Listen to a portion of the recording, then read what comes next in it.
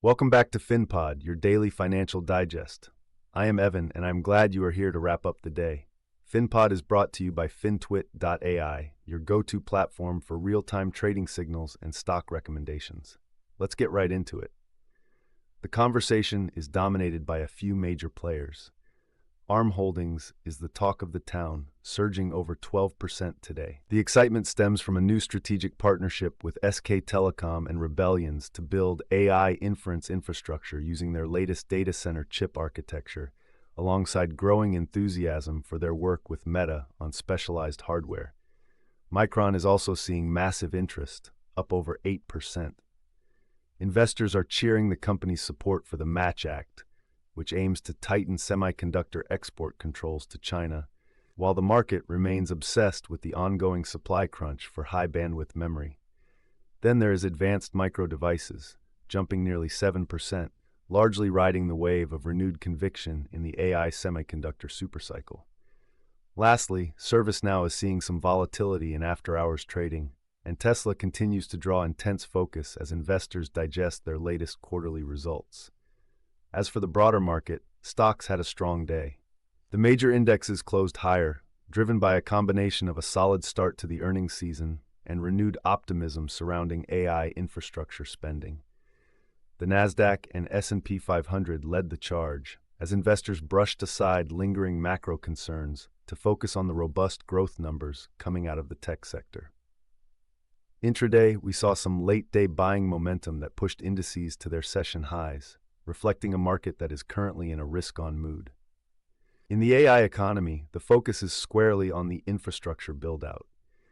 It is becoming clear that the bottleneck is not just chips, but the memory and power required to run these massive models. We are seeing companies like Micron and ARM at the center of this as hyperscalers continue to pour billions into data center expansion.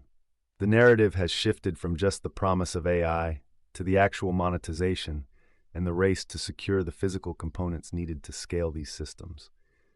Beyond the headline movers, Boeing made waves today. They reported a much smaller than expected loss for the first quarter, with revenue climbing 14% on the back of higher commercial jet deliveries.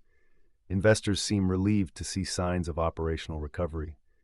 Meanwhile, Texas Instruments also grabbed attention, rising after posting results that topped Wall Street estimates, driven by strength in their analog and embedded processing segments.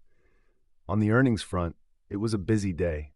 Tesla reported a beat on earnings per share, but missed slightly on revenue, yet the stock is reacting positively as investors focus on their pivot toward AI and robotics. Philip Morris International also beat on earnings, with their smoke-free product portfolio driving international momentum, though they faced some headwinds in the U.S. market. GE Vernova had a standout day, with shares soaring over 13% after a massive beat and raise, fueled by record backlog growth in their electrification and power businesses.